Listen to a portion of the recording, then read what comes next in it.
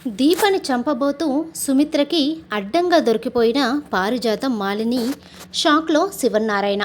అసలు దీపను చంపాలనుకోవడం ఏంటి, ఏం జరిగింది, ఇదంతా మీరు తెలుసుకోవాలి అనుకుంటే గనక మన ఛానల్ని అయితే సబ్స్క్రైబ్ చేసుకుని వీడియోనైతే పూర్తిగా చూసి లైక్ చేయండి. ఎపిసోడ్లోకి వెళ్ళిపోతే ఇంకా పారిజాతం అయితే ఒక రూమ్లో దాక్కుంటుంది. శివన్నారాయణకి తన గురించి నిజం తెలిసిపోయింది అని.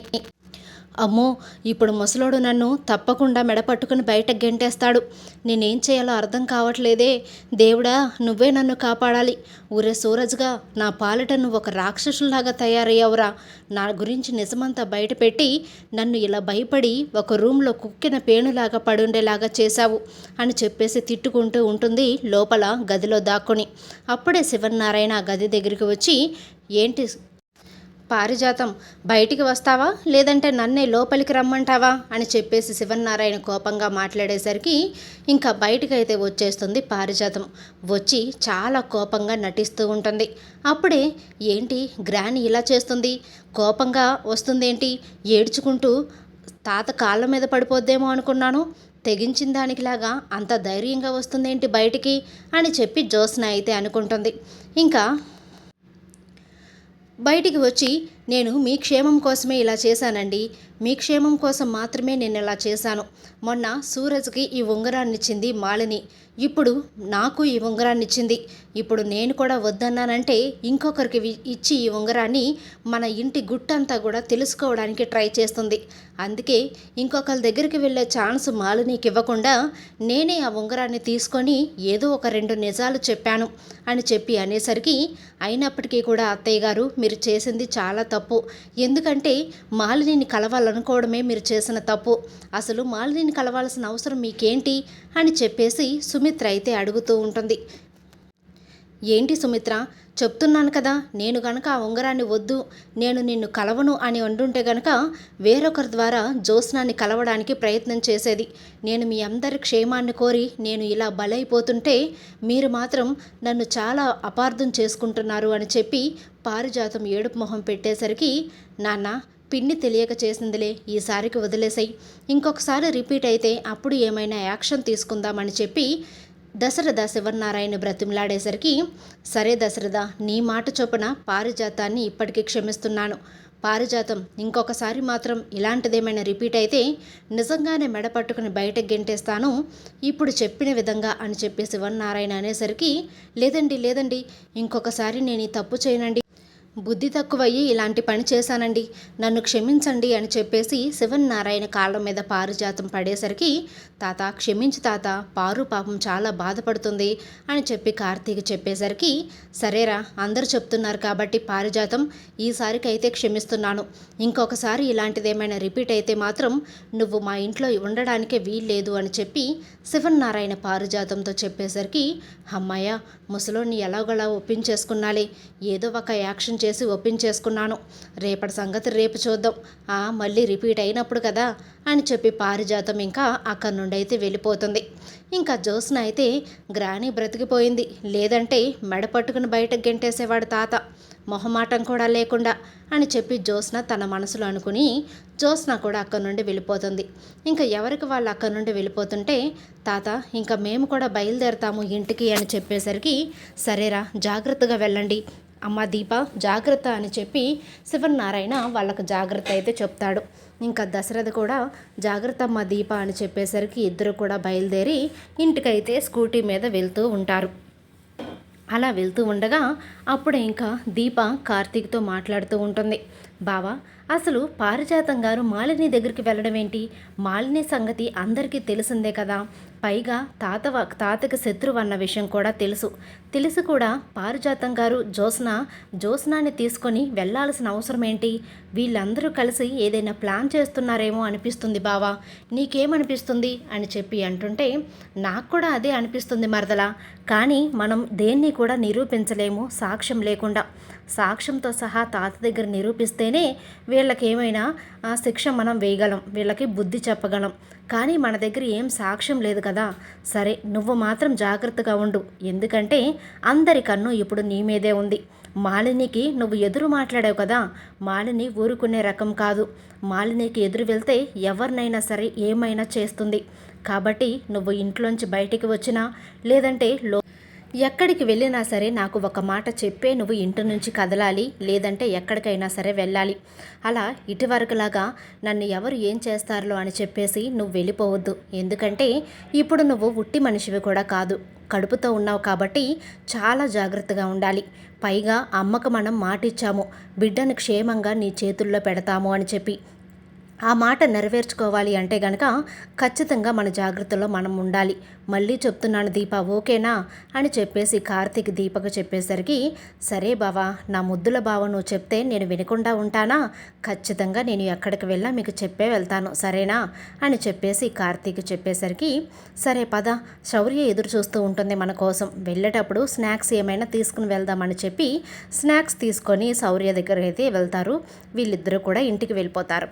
ఇంటికి వెళ్ళేసరికి అక్కడ హాల్లో కూర్చొని శ్రీధర్ అలాగే కాంచన మాట్లాడుకుంటూ ఉంటారు. ఎరా కార్తీక్, రండి మీ గురించే మాట్లాడుకుంటున్నాము అని చెప్పి అనేసరికి, అవునా నాన్న, ఏం మాట్లాడుకుంటున్నారు మాస్టారు నా గురించి అని చెప్పేసి అంటుంటే, అదేరా ఇంకా రాలేదేంటి అని చెప్పేసి ఇప్పుడే మీ అమ్మ అంటుంటే వస్తారులే అని చెప్పేసి అంటున్నాను, ఈలోపు మీరే వచ్చారు. ఏంట్రా, కూతురి కోసం స్నాక్స్ తీసుకొచ్చావా ఏంటి అని చెప్పేసి అంటుంటే, అవి కూతురికే కాదు మాస్టారు, మీ అందరు కూడా తినవచ్చు, సున్నుండలు తీసుకొచ్చాను తినండి అని చెప్పేసి అందరికీ కూడా ఇచ్చి, పద దీప మనం ఫ్రెష్ అయ్యొద్దాము అని చెప్పేసి కార్తీక్ దీప అయితే లోపలికి వెళ్ళిపోతారు. ఇంకా ఇక్కడ ఇలా జరుగుతూ ఉండగా పారిజాతం జరిగిన దాన్నే తలుచుకుంటూ జ్యోత్స్న రూమ్లో కూర్చొని కోపంగా రగిలిపోతూ ఉంటుంది. అది చూసి జ్యోత్స్న, గ్రానీ ఏంటి అంత దీర్ఘంగా ఆలోచిస్తున్నావు, పొద్దున జరిగిన దాని గురించా అని చెప్పేసి అంటుంటే, అవునే, దాని గురించే ఆలోచిస్తున్నాను. ఈ సూరజ్ గాడు నన్ను ఎలా ఇరికించేశాడో చూసావా? ఏదో నా తెలివితేటలు ఉపయోగించి నేను బయటపడ్డాను, కానీ ఏ తెలివి తక్కువ అయితే మాత్రం తప్పకుండా వీళ్ళందరూ కలిసి ఇంట్లోంచి బయట గెంటేయడం గ్యారంటీ. కాబట్టి ఇక నుండి మనం ఇంకా కూడా జాగ్రత్తగా ఉండాలి అని చెప్పి అనేసరికి, అయినా గ్రాని నీకంత బంగారం ఉంటే ఆ మాలిని ఉంగరమే కావాలా ఏంటి? నీకు తెలుసు కదా మనం చేసేదే ఇన్లీగల్ పని, దాన్ని మళ్ళీ నువ్వు అలా ఉంగరం తీసుకోవడం తప్పు కదా అని చెప్పేసి అంటుంటే, పోవే పిల్లబచ్చ, నువ్వు కూడా నాకు చెప్పేటంతటి దానివయ్యావా అని చెప్పేసి వీళ్ళిద్దరూ కూడా గొడవ పడుతూ ఉండగా పారిజాతం ఫోన్ అయితే రింగ్ అవుతుంది. గ్రాని నీకే ఫోన్ వస్తుంది చూడు అని చెప్పి చూసేసరికి, ఎవరే కొత్త నెంబరు అని చెప్పేసి లిఫ్ట్ చేస్తుంది పారిజాతం స్పీకర్ ఆన్ చేసి. పారిజాతం అని చెప్పేసి మాలిని మాట్లాడేసరికి ఒక్కసారిగా పారిజాతం షాక్ అయిపోతుంది. మాలిని నువ్వేనా అని చెప్పి అంటుంటే, ఏం పారిజాతం, పొద్దున మా బాబాయ్ కొట్టిన దెబ్బకి నీ మైండ్ బ్లాక్ అయిపోయిందా ఏంటి? నువ్వేనా అని చెప్పి అలా తీరిగ్గా అడుగుతున్నావు, ఏ నా గొంతు గుర్తుపట్టలేదా అని చెప్పేసి మాలిని అంటుంటే, ఎందుకు గుర్తుపట్టను మాలిని, ఖచ్చితంగా గుర్తుపడతాను, పొద్దున్న నన్ను ఇరికించేశావు కదా అని చెప్పి పారిజాతం మాలినీతో అంటుంటే, పారిజాతం నిన్ను ఇరికిస్తే నాకేమొస్తుంది చెప్పు, దాని గురించే నీతో మాట్లాడడానికి ఫోన్ చేశాను. ఏంటి దీప అంత గొంతెత్తి మాట్లాడుతుంది, ఏదో సుమిత్ర కన్న కూతురులాగా అని చెప్పి మాలిని అనేసరికి ఒక్కసారిగా పారిజాతం అలాగే జ్యోత్స్న అయితే షాక్ అయిపోతూ ఉంటారు. అప్పుడే ఇంకా మాలిని ఇలా అంటూ ఉంటుంది, అసలు జ్యోత్స్నను చూస్తుంటే నాకు కన్న కూతురులాగా అనిపించట్లేదు, దీపను చూస్తుంటేనే కన్న కూతురులాగా అనిపిస్తుంది. ఏదో తన కన్న తల్లిని కన్న తండ్రిని నేనేదో మాటలు అనేసినట్టు, తన సొంత తాతని నేనేదో అనేసినట్టు నా మీదకి రంకెలు వేసుకుంటూ వస్తుంది. ఎందుకు దీపకు అంత పొగరు అని చెప్పేసి మాలిని అంటుంటే, ఏం చెప్తావమ్మా, పేనుగు పెత్తనం ఇస్తే తలంతా గొరికేసిందని చెప్పేసి ఇప్పుడు శివనారాయణ గారేమో ఆవిడకి పెత్తనం ఇచ్చారు, ఆవిడదే పెత్తనం అయిపోయిందనుకో ఇంట్లో. పాపం వారసురాలైన జ్యోత్స్న మాత్రం అలా కుక్కిన పేన్లా ఇంట్లో పడుండాల్సి వస్తుంది అని చెప్పేసరికి, అందుకే పారిజాతం నీకు పర్మనెంట్ సొల్యూషన్ ఇవ్వడానికే నేను ఫోన్ చేశాను. ఆ ఇంట్లో ఏది జరగాలన్నా లేదంటే మీరు మేము కలవాలన్నా సరే మనందరికీ అడ్డొచ్చేది ఆ దీపే. కాబట్టి ఆ దీపని అడ్డు లేపేద్దాం అనుకుంటున్నాను, ఏమంటావు పారిజాతం అని చెప్పి అనేసరికి, నేను ఆలోచించుకొని ఫోన్ చేస్తాను మాలిని అని చెప్పేసి పారిజాతం ఒక్కసారిగా కంగారు పడుతూ ఫోన్ అయితే పెట్టేస్తుంది. ఏంటి గ్రాని ఫోన్ పెట్టేశావు అత్త మాట్లాడుతుంది కదా అని చెప్పి జ్యోత్స్న అంటుంటే, ఏమే అది ఏం మాట్లాడుతుందో నీకు అర్థమవుతుందా?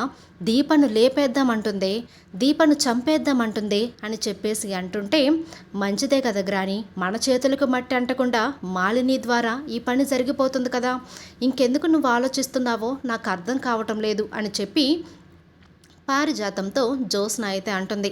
ఏం మాట్లాడుతున్నావే నువ్వు కూడా ఇప్పుడు దీపను చంపేద్దామంటావా ఏంటి? మీ అత్తకి సపోర్ట్ చేస్తున్నావా ఏంటి అని చెప్పేసి అంటుంటే, గ్రాని ఒక్కసారి ఆలోచించు. డాడీ నాకు 15 నెలలు టైం పెట్టాడు.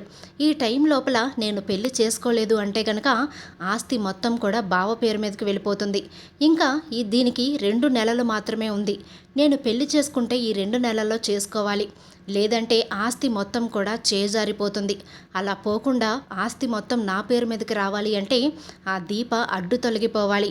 ఆ తర్వాత దీప అడ్డు తొలగిపోయిన తర్వాత అందరూ బాధలోంచి తేరుకున్న తర్వాత అప్పుడు బావకు రాసినా నాకేం ఇబ్బంది ఉండదు కదా, బావ ఆస్తి నాదే అవుతుంది, నా ఆస్తి కూడా నాదే అవుతుంది కదా, ఒక్కసారి ఆలోచించు గ్రాని బుర్ర పెట్టి అని చెప్పి జ్యోత్స్న అంటుంటే, అవునే నువ్వు చెప్పింది కూడా కరెక్టే, మనకి ఇదంతా ఎందుకు, ఆ దీప గురించి ఎందుకు, ఆ కార్తీక్ గాడి గురించి ఎందుకు, ఆ సూరజ్ గాడి గురించి ఎందుకు, మనకు కావాల్సింది ఆస్తి. ఆ ఆస్తి కోసమే కదా మనం ఇన్ని తిప్పలు పడుతున్నాం. ఆ ఆస్తి మన చేతికి వచ్చేస్తే మనల్ని ఇంకా భూమి మీద ఆపే వాళ్ళే ఉండరు. కాబట్టి మనం చాలా జాగ్రత్తగా వ్యవహరించాలి అని చెప్పి పారిజాతం అంటుంది. అప్పుడే ఇంకా జ్యోత్స్న అయితే, అదే నేను కూడా చెప్తున్నాను, మాలిని అత్త చెప్పిన దానికి నువ్వు ఓకే చెప్పేయి. మన చేతులకి మట్టి అంటకుండా మాలిని అత్తే దీపను లేపేస్తుంది. ఆ తర్వాత కొంతకాలం బాధపడతారు. బాధపడిన తర్వాత మళ్ళీ కార్తీక్ పెళ్లి చేయాలి అంటారు. నేను తప్ప వేరే ఆప్షన్ లేదు కదా, అప్పుడు నాకిచ్చి పెళ్లి చేస్తారు. నా ఆస్తి మొత్తం కూడా నా గుప్పిట్లోకి వస్తుంది. అప్పుడు వీళ్ళందరినీ ఇంట్లోంచి బయటకు గెంటేసి మనం ఆడిందే ఆట పాడిందే పాట అని చెప్పి జ్యోత్స్న పారిజాతంతో చెప్పేసరికి, మంచి ఐడియా ఇచ్చావే, చిన్న వయసులో ఉన్నప్పటికీ కూడా అన్నీ నీకు నా తెలివితేటలే వచ్చినాయే అని చెప్పి అంటుంటే, పొగిడింది చాలు కానీ నువ్వు ఫోన్ చెయ్యి మా అత్తకి అని చెప్పేసరికి వెంటనే పారిజాతం అయితే మాలినికి ఫోన్ చేస్తుంది. ఏంటి పారిజాతం ఇంత ఫాస్ట్గా కాల్ చేసావు, ఇంతలోనే ఏం ఆలోచించావేంటి అని చెప్పి మాలిని అడుగుతుందే, మాలిని నువ్వు చెప్పిన దానికి నేను ఓకే చెప్తున్నాను. నీకు అడ్డుగా ఉంది దీప, మాకు అడ్డుగా ఉంది దీప, మనం దీపను లేపేశామంటే ఇద్దరికీ అడ్డు తొలగిపోతుంది కాబట్టి ఇద్దరం కూడా ప్రశాంతంగా ఉండొచ్చు అని చెప్పి అనేసరికి, అయితే ఏమంటావు పారిజాతం, ఇప్పుడు దీపను చంపేద్దామంటావా అని చెప్పి అంటుంటే, సరే దీపను చంపేద్దాము, ఆ దీప లేకుండా ఉంటే నా మనవరాలికి ఏది కూడా అడ్డు ఉండదు, అప్పుడు శివనారాయణ గారు నా మనవరాల్ని సీఈఓని చేస్తారు అని చెప్పి పారిజాతం అనేసరికి, సరే నేనే ఆలోచించి ఒక మంచి ప్లాన్ అనేది నీకు ఫోన్ చేస్తాను అని చెప్పి మాలిని అయితే ఫోన్ కట్ చేస్తుంది. ఇంకా ఇద్దరు కూడా చాలా సంతోషపడిపోతూ ఉంటారు. గ్రాని ఇంకా ఈ దీప చనిపోయింది అంటే మనకు అడ్డు ఏమీ ఉండదు. చాలాసార్లు మనం ప్రయత్నించాం కానీ ఫెయిల్ అయిపోయాం దీపను చంపాలనుకుని. నేను కూడా 2-3 సార్లు ప్రయత్నించాను కానీ ఫెయిల్ అయిపోయాను. అత్త చాలా సీనియర్ కదా, ప్లాన్ వేసిందంటే ఖచ్చితంగా అయ్యే తీరుతుంది. అత్త మీద నాకు చాలా నమ్మకం ఉంది అని చెప్పేసరికి, ఏంటే సడన్గా మీ అత్త మీద అంత ప్రేమ పుట్టుకొస్తుంది నీకు అని చెప్పి పారిజాతం అడుగుతుంది. ప్రేమ కాదు గ్రాని, ఎవరిని ఎలా వాడుకోవాలో అలాగే వాడుకోవాలి. అత్తను వాడేసి దీపను లేపేశామనుకో ఇంకా అత్తతో మనకేం పని చెప్పు అనేసరికి ఇంకా ఇలా జరుగుతూ ఉంటుంది. అక్కడ మాలిని కూర్చొని ఆలోచిస్తూ ఉంటుంది. ఏం చెయ్యాలి, ఏం చేసి ఆ దీపను లేపేసేయాలి, నిన్న నన్ను అందరిలో పట్టుకొని ఎంతేసి మాటలంది, పిల్ల బచ్చా అది, చిన్న వయసుదది, నన్ను నా ఎక్స్పీరియన్స్ అంత లేదు దాని వయసు, నన్ను అందరి ముందు పట్టుకొని అంత పెద్ద పెద్ద మాటలు అంటుందా, అందరూ చూస్తూనే ఉన్నారు కానీ ఒక్కరు కూడా తనని ఎందుకు అంటున్నావు అని చెప్పి ఒక్క మాట కూడా మాట్లాడలేదు. నేనెందుకు దీపను సమర్థించుకోవాలి, ఆ దీపాన్ని లేపేస్తాను, ఆ దీపను లేపేశానంటే బాబాయ్ కుటుంబానికి నా కుటుంబానికి ఎటువంటిది కూడా అడ్డు ఉండదు అని చెప్పి ఇంకా ప్లాన్ అయితే వేస్తుంది మాలిని అయితే. ప్లాన్ వేసి మాలిని పారిజాతానికైతే ఫోన్ చేస్తుంది. పారిజాతం ప్లాన్ రెడీగా ఉంది, ఎప్పటికో కాదు ఈ నైట్కే అని చెప్పి అనేసరికి, ఏంటి ఈ రాత్రికేనా, ఈ రాత్రే కాళరాత్ర దీపకి అని చెప్పేసి అంటుంటే, అవును పారిజాతం, ఈ రాత్రే యముడు దీప కోసం ఎదురు చూస్తూ ఉంటాడు. సరే నేను చెప్పినట్లుగా ప్లాన్ చేయండి, సుమిత్రకి బాగోలేదు అని చెప్పేసి అర్ధరాత్రి పూట ఫోన్ చెయ్యి. ఫోన్ చేసేసరికి హడావిడిగా దీప అయితే పరిగెత్తుకుని వస్తుంది. వచ్చిన దాన్ని మీ కారిడార్లోనే బయట గార్డెన్లోనే ఇద్దరం కూడా మెడ పిసుకు చంపేద్దాము అని చెప్పి అనేసరికి ఒక్కసారిగా పారిజాతం అయితే చాలా సంతోషపడిపోతూ ఉంటుంది. ప్లాన్ అయితే అదిరిపోయింది మాలిని, నువ్వు చెప్పినట్టే చేద్దామని చెప్పేసి మాలినికైతే మాటిస్తుంది పారిజాతం. మాటిచ్చిన తర్వాత ఆ నైట్ ఇంకా అందరూ కూడా రంగం సిద్ధం చేసుకుని ఉంటారు. దీపను చంపడానికి అందరూ కూడా రెడీగా ఉంటారు. అప్పుడే ఇంకా పారిజాతం మాలినికి ఫోన్ చేసి, మాలిని ప్లాన్ మొదలు పెట్టమంటావా అని చెప్పి అడిగితే, నీదే లేట్ పారిజాతం, నేను మీ గేటు బయటే ఉన్నాను అని చెప్పి అనేసరికి, ఎంత ఫాస్ట్గా ఉన్నావు మాలిని, ఇప్పుడే నేను దీపకు ఫోన్ చేస్తాను అని చెప్పి దీపకైతే వెంటనే ఫోన్ చేస్తుంది పారిజాతం. పారిజాతం ఫోన్ చేసేసరికి ఇంకా అప్పుడే పడుకున్న దీప కార్తీక్ ఇద్దరు కూడా మంచి నిద్రలో ఉంటారు. దీపక్ తన ఫోన్ రింగ్ అయ్యేసరికి మెలకువైతే వస్తుంది. మెలకువై వచ్చేసరికి ఇంకా ఫోన్ రింగ్ అవుతుండేసరికి ఫోన్ అయితే లిఫ్ట్ చేస్తుంది. ఏంటి పారిజాతం గారు ఈ టైంలో ఫోన్ చేస్తున్నారు, ఏం జరుగుంటుంది అని చెప్పి ఆలోచించుకుంటూ, బావా అని చెప్పేసి లేపబోతుంటే, అయ్యో పాపం మంచి నిద్రలో ఉన్నట్టున్నాడు బావా, ఎందుకులే లేపడం అని చెప్పేసి ఫోన్ అయితే లిఫ్ట్ చేస్తుంది దీప. ఫోన్ లిఫ్ట్ చేసి, చెప్పండి పారిజాతం గారు, ఏంటి ఈ టైంలో ఫోన్ చేశారు అని చెప్పి అంటుంటే, దీప అమ్మ, సుమిత్రకు అసలు ఏమి ఒంట్లో బాగోలేదు, చనిపోయే పరిస్థితికి వచ్చేసింది, నువ్వు వెంటనే బయలుదేరి రామ్మా అని చెప్పేసి ముసలి కన్నీళ్ళైతే కారుస్తుంది పారిజాతం. అసలే తల్లి అంటే, కన్న తల్లి అంటే చాలా ప్రేమ కదా దీపకి. ఇంకా వెంటనే అక్కడి నుండి అయితే బయలుదేరుతుంది దీప.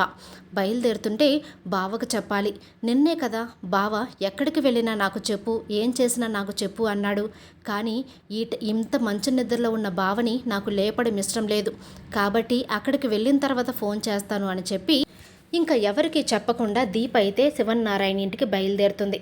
వెంటనే ఇంకా ఆటో ఎక్కి అక్కడికైతే ఆటో కూడా రెడీగానే ఉంచుతుంది పారిజాతం. కానీ దీపేమో పాపం పిచ్చిమోహంది, ఆటోవాడు అక్కడ ఉన్నాడు అని చెప్పేసి ఆటోవాడిని పిలిచేసి అక్కడికి శివన్నారాయణ ఇంటికి అయితే వెళ్తుంది. ఎప్పుడైతే దీప శివన్నారాయణ ఇంటికి అడుగు పెడుతుందో అప్పుడే సుమిత్రకైతే నిద్రలో మెలకు వస్తుంది. ఏంటి ఇంత సడన్గా నాకు నిద్రలో మెలకు వచ్చింది, దగ్గు కూడా వస్తుంది, వాటర్ తాగాలి అని చెప్పి పక్కన ఉన్న వాటర్ బాటిల్ పట్టుకునేసరికి వాటర్ బాటిల్లో నీళ్ళైతే ఉండవు. అయ్యో రాత్రి వాటర్ పెట్టుకోవడం మర్చిపోయినట్టున్నాను, వెళ్ళి తీసుకొచ్చుకుంటాను అని చెప్పి వాటర్ అయితే తీసుకురావడానికి సుమిత్ర అయితే బయటికి వస్తుంది.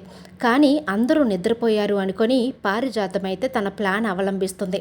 ఇంకా అలా నడుచుకుంటూ వెళ్ళేసరికి పారిజాతం అయితే దుప్పటి కప్పుకొని బయటికి వెళ్ళడం అయితే సుమిత్ర గమనిస్తుంది.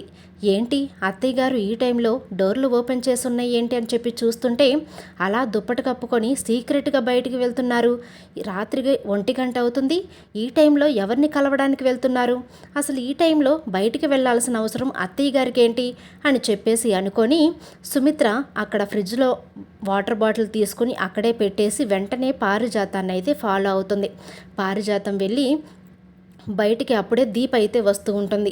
ఇదేంటి పారిజాతం అత్తయ్య గారేమో బయటికి వెళ్తున్నారు, దీపేమో అంత హడావిడిగా పరిగెత్తుకుంటూ వస్తుంది, కడుపుతో ఉన్న మనిషి అలా పరిగెత్తుతుందేంటి అని చెప్పేసి సుమిత్ర తన మనసులో అనుకుంటుంది. కానీ పాపం దీపేమో తన తల్లికి ఎక్కడ ప్రాణాపాయ స్థితిలో ఉంటుందో అని చెప్పేసి తన తల్లిని కాపాడుకోవాలి అని చెప్పే కంగారులో అయితే పరిగెత్తుకుంటూ అయితే వచ్చేస్తుంది. అలా పరిగెత్తుకుంటూ వస్తుంటే ఇంకా వెనకాలే ఈ మాలిని కూడా రావడం పారిజాతం అలాగే మాలిని దీప అందరూ కూడా కలుసుకోవడం అయితే సుమిత్ర గమనిస్తుంది. ఇక్కడ ఏదో జరగబోతుంది, ఏదో విధ్వంసమే జరగబోతుంది, అందుకే నాకు మెలకు వచ్చినట్టుంది, వీళ్ళ ముగ్గురు ఏంటి ఇక్కడ కలుసుకున్నారు, అయినా మాలినికి ఈ టైంలో మా ఇంటికి రావాల్సిన అవసరం ఏంటి, దీపకు రావాల్సిన అవసరం ఏంటి, ఈ పారిజాతం అత్తయ్య గారు బయటికి ఎందుకు వెళ్ళింది అని చెప్పి అనుకుంటూనే వాళ్ళు ఏం చేయబోతున్నారు అని చెప్పేసి కిటికీలోండి చూస్తూ ఉంటుంది సుమిత్ర అయితే. ఇంకా పారిజాతం అయితే దీప పరిగెత్తుకుంటూ వస్తూ ఉంటే ఎదురు వెళ్ళి, రా దీప రా, మీ అమ్మ ప్రాణాపాయ స్థితిలో ఉంది అని చెప్పేసి పక్కన ఉన్న చిన్న రూమ్లోకి అయితే తీసుకుని వెళ్తుంది దీపని. తీసుకుని వెళ్ళేసరికి, ఇదేంటి పారిజాతం గారు ఈ రూమ్లోకి తీసుకుని వెళ్తున్నారు, సుమిత్రమ్మ గారికి బాగోలేదని చెప్పి ఈ రూమ్లోకి రమ్మంటున్నారేంటి నన్ను అని చెప్పి దీప అడుగుతుంటే, ఇదిగోమ్మా ఈ రూమ్లోనే సుమిత్ర ఉంది అని చెప్పేసి దీపను లోపలికి తోసేసి బయట అయితే గడియ పెట్టేస్తుంది పారిజాతం. దాంతో ఒక్కసారిగా దీప షాక్ అయిపోతుంది. ఏంటి పారిజాతం గారు మా అమ్మకు బాగోలేదు అని చెప్పి ఫోన్ చేసి ఇలా నన్ను ఈ రూమ్లోకి తోసి తాళం వేసేసారేంటి, అంటే కావాలనే ఈ రాత్రిపూట నన్ను ఇక్కడికి రప్పించారా అని చెప్పేసి దీప తన మనసులో అనుకుంటుంది. ఇంకా సుమిత్ర జరుగుతుందంతా కూడా చూస్తూ ఉంటుంది. దీపని ఈ టైంలో రప్పించి ఒక గదిలో బంధించాల్సిన అవసరం పారిజాతం అత్తయ్య గారికి ఏంటి, అసలు పారిజాతం అత్తయ్య గారు మాలిని గారు ఈ టైంలో ఏం చేయబోతున్నారు అని చెప్పి ఇంకా అనుకుంటూ ఉండగానే, రా మాలిని రా, దీపని ఆ రూమ్లో బంధించి ఉంచాను, పద ఇద్దరం వెళ్దాము, వెళ్ళి ఆ దీప ప్రాణాలు తీసేద్దాము అని చెప్పి వాళ్ళిద్దరూ మాట్లాడుకుంటున్న మాట సుమిత్ర విని ఒక్కసారిగా షాక్ అయిపోతుంది. ఏంటి దీప ప్రాణాలు తీయాలని చూస్తున్నారా, అంటే నిన్న మాలిని మీద దీప చాలా గట్టిగా మాట్లాడిందని దీపని అడ్డు తొలగించుకోవాలని చూస్తున్నారు, నేను ససేమేరా అసలు ఊరుకోను అని చెప్పి వాళ్ళిద్దరూ కూడా వెళుతూ ఉండగా చూస్తూ ఉంటుంది సుమిత్ర. అయితే అప్పుడే ఇంకా సుమిత్ర కిటికీలోండి చూస్తూ ఉండగానే ఈ పారిజాతం మాలిని ఇద్దరు కూడా దీప ఉన్న రూమ్లోకి వెళ్ళి గెడ అయితే పెట్టేసి ఇంకా దీప అయితే భయపడిపోతూ ఉంటుంది. పారిజాతం గారు, మాలిని గారు మీరేంటి ఈ టైంలో ఇక్కడ, అయినా నన్ను ఇక్కడికి ఎందుకు రప్పించారు, మీరు కావాలనే నన్ను ఇక్కడికి రప్పించారు అని చెప్పి నాకు అర్థమవుతుంది, కానీ ఎందుకు ఇలా చేశారో నాకు అర్థం కావటం లేదు అని చెప్పి దీప అనేసరికి, అయ్యో దీప, నువ్వింత అమాయకురాలివి కాబట్టే నిన్ను రోడ్డు మీద వదిలేసినప్పటికి కూడా నువ్వు బ్రతికి బయటపడ్డావు, అలాగే ఈ ఇంటికి అడుగుపెట్టి కూడా నువ్వే అసలైన వారసురాలివి అనే నిజం బయట పెట్టకుండా పిచ్చిదానికిలాగా బ్రతుకుతున్నావు అని చెప్పి పారిజాతం మాట్లాడేసరికి ఆ మాటలు వింటున్న సుమిత్ర ఒక్కసారిగా షాక్ అయిపోతూ ఉంటుంది. ఏంటి దీప అసలైన వారసురాలు అయ్యిండు కూడా నోరు విప్పకుండా సైలెంట్గా ఉందా, అసలు పారిజాతం అత్తయ్య గారు దీపతో ఏం మాట్లాడుతున్నారు అని చెప్పేసి సుమిత్ర ఏమీ అర్థం కానట్టుగా చూస్తూ ఉంటుంది.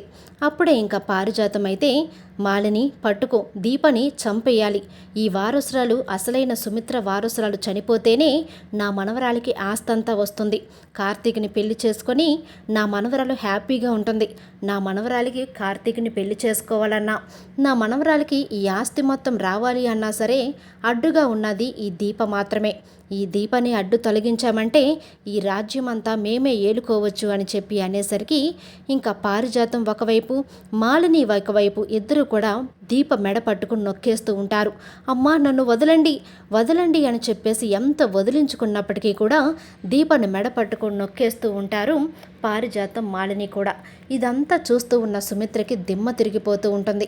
అసలు ఏం చేయాలనుకుంటున్నారు వీళ్ళు, దీపను చంపాల్సిన అవసరం వీళ్ళకేంటి అని చెప్పేసి అనుకొని దీప అసలైన వారసురాలు అనే తెలుసుకొని సుమిత్ర అయితే వీళ్ళను ఆపాలి, నా కూతుర్ని బ్రతికించుకోవాలి అని చెప్పేసి ఆ గది డోర్ బద్దలు కొట్టుకొని అక్కడున్న పూల కుండీతో ఆ డోర్ బద్దలు కొట్టి లోపలికైతే వెళ్తుంది.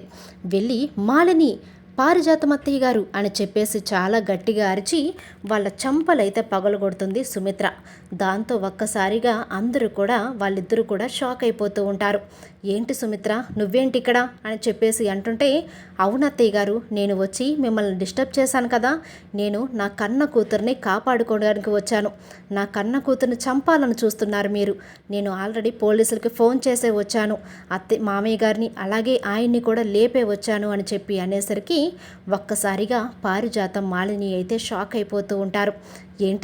ఏంటి పారిజాతం, సుమిత్రని నువ్వే పిలిచావా అని చెప్పి అంటుంటే, అయ్యో మాలిని, నువ్వు నన్ను చాలా తప్పుగా అర్థం చేసుకుంటున్నావు, నేను కూడా దొరికిపోతాను కదా సుమిత్రని పిలిస్తే, ఇంకా నేనెలా దొరుకుతాను చెప్పు అని చెప్పేసి అంటుంటే, దీప అయితే ఇంకా చేతులు విడిపించుకొని, అమ్మా నన్ను కాపాడండి, నా ప్రాణాలు తీయాలని చూస్తున్నారు వీళ్ళు, నన్ను చంపేయాలని చూస్తున్నారు, కడుపుతో ఉన్నాను అని కూడా జాలి చూపించకుండా ఈ టైంలో నీకు బాగోలేదు అని చెప్పి నన్ను పిలిపించి ఇలా గదిలో బంధించి నన్ను చంపాలనుకుంటున్నారు, నన్ను కాపాడు అమ్మా అని చెప్పేసి దీప కన్నీళ్లతో సుమిత్రను పట్టుకొని ఏడ్చేసరికి సుమిత్ర మనసు ఒక్కసారిగా కరిగిపోతుంది. నువ్వు నా కూతురివి దీప, నిన్ను చంపాలనుకునేంత ధైర్యం ఎవరికుంది? మావయ్య గారు రండి మీరు అని చెప్పి అనేసరికి అప్పటికే శివన్నారాయణ దశరథ కూడా జరుగుతున్నంతా తెలుసుకొని ఒక్కసారిగా షాక్ అయిపోతారు. పారిజాతం చేస్తున్న పనిని చూసి శివన్నారాయణకి దిమ్మ తిరిగిపోతుంది. పారిజాతం, నువ్వేనా ఇలాంటి పని చేసేది? నా మనవరాలు దీపను నువ్వు చంపాలనుకుంటావా? ఎంత ధైర్యం ఉంటే నా మనవరాల్ని చంపేంత ధైర్యం నీకెక్కడికి వచ్చింది? ఏ మాలిని, పొద్దున జరిగిన దానికి ఇంకా సిగ్గులేదా? ఇంకా వచ్చావు అని చెప్పి అని మిమ్మల్ని ఇలా వదిలిపెట్టకూడదు. పోనీలే అని చెప్పి పారిజాతం మీద జాలిపడి వదిలిపెట్టాను, కానీ వదిలిపెట్టినందుకు మంచి శాస్తే చేసింది నాకు అని చెప్పి పోలీసులను పిలిపించి వాళ్ళిద్దరినీ కూడా అరెస్ట్ చేయిస్తాడు శివన్నారాయణ. అరెస్ట్ చేయించేసరికి, ఏవండి మీకు తెలుసా, దీప మన కన్న కూతురంటండి. పారిజాతం అత్తయ్య గారు దీపతో అంటుంటే నేను విన్నాను. దీప నా కన్న కూతురండి, నా పేగు బంధమండి అని చెప్పేసి దీపను హగ్ చేసుకొని ఏడుస్తూ ఉంటుంది సుమిత్ర. అప్పుడే ఇంకా దశరథ అయితే ఇంకా అరెస్ట్ చేయించాల్సింది వాళ్ళిద్దరినే కాదు సుమిత్ర, జ్యోత్స్నని కూడా. వీళ్ళలో జ్యోత్స్న పాత్ర కూడా ఉంది అని చెప్పేసి జ్యోత్స్నని కూడా అరెస్ట్ చేయిస్తాడు దశరథ. అయితే ఇంకా జ్యోత్స్న కాళ్ళు పట్టుకొని ఎంత యాక్షన్ చేసినప్పటికీ కూడా వదలకుండా జ్యోత్స్నని అయితే అరెస్ట్ చేయిస్తాడు శివన్నారాయణ. అలాగే దశరథ కూడా. అప్పుడే ఇంకా దీపను చూసి సుమిత్ర చాలా ఎమోషనల్ అయిపోతుంటే అలా ఊపిరాడకుండా ఉన్న దీపను తీసుకుని వెళ్ళి హాల్లో కూర్చోబెట్టి చేతులు కాళ్ళు నొక్కుతూ ఉంటారు సుమిత్ర అయితే. అప్పుడే ఇంకా దశరథ అయితే, సుమిత్ర నీకు దీప కన్న కూతురని ఇప్పుడు తెలిసింది, కానీ నాకు 3 నెలల క్రితమే తెలుసు అని చెప్పి దశరథ అనేసరికి ఒక్కసారిగా సుమిత్ర షాక్ అయిపోతుంది. ఏం మాట్లాడుతున్నారండి? దీప మన కన్న కూతురని మీకు ముందే తెలుసా? మరి ఈ విషయం మాకెందుకు చెప్పలేదు అని చెప్పి సుమిత్ర అడుగుతుంటే, నేను ఉన్న కండిషన్ వేరు సుమిత్ర, నీకు ఆరోగ్యం బాగోలేదు, నీకు ఎటువంటి నెగిటివ్ న్యూస్ తెలియకూడదు, జ్యోత్స్న గురించి అసలు తెలియకూడదు, ఎందుకంటే నువ్వు జ్యోత్స్న మీద పంచ ప్రాణాలు పెట్టుకున్నావు. డాక్టర్ గారు ఏం చెప్పారంటే జ్యోత్స్న గురించి ఆవిడకి అబద్ధం తెలియకూడదు, అంత పాజిటివ్గానే తెలియాలి, కానీ నెగిటివ్గా తెలిస్తే ఆవిడ ప్రాణాలకు ప్రమాదం అని చెప్పేసరికి నీ ప్రాణాలను నేను కాపాడుకోవాలి అనే స్వార్థంతో నా కన్న కూతుర్నే నా ఇంట్లో పని మనిషిగా చేస్తున్నప్పటికీ కూడా నేను కళ్ళు మూసుకున్న వాడిలాగా ఉండిపోయాను. నా కన్న కూతురికి నేను చాలా అన్యాయం చేశాను అని చెప్పేసి ఇంకా ఇద్దరు కూడా దీపను పట్టుకొని ఏడుస్తూ ఉంటారు. వాళ్ళను చూసి శివన్నారాయణ కళ్ళల్లో నీళ్లు చెమ్మగిల్లుతూ ఉంటాయి. దశరథ, ఎంత మోసం చేశారా వాళ్ళు మనల్ని, అయినా ఆ భగవంతుడి దయ వల్ల ఇప్పటికైనా సరే నా మనవరాలు నా ఇంటికి చేరింది, నా యావదాస్తికి ఏకైక వారసురాలు నా ఇంటికి చేరింది, నాకు చాలు, అంతకు మించి నాకేం అవసరం లేదు, నేను ఇప్పుడు చాలా సంతోషంగా ఉన్నాను. అమ్మ దీప, నువ్వు నా మనవరాలు అని తెలిసిన తర్వాత నేను ఎంత సంతోషంగా ఉన్నానో నాకే తెలీదు అని చెప్పేసి శివన్నారాయణ వీళ్ళిద్దరిని చూసి చాలా సంతోషపడిపోతూ ఉంటాడు. ఇంకా జరిగిందంతా కూడా కార్తీక్కి ఫోన్ చేసి చెప్పేసరికి హుటాహుటిన కార్తీక్ అలాగే కాంచన, శ్రీధర్, అనసూయ, శౌర్య అందరూ కూడా ఇంటికి వచ్చేసి జరిగింది తెలుసుకొని చాలా బాధపడుతూ ఉంటారు. ఇంకా దీప వారసురాలు అని తెలిసినందుకు అందరూ కూడా చాలా సంతోషంగా ఉంటారు.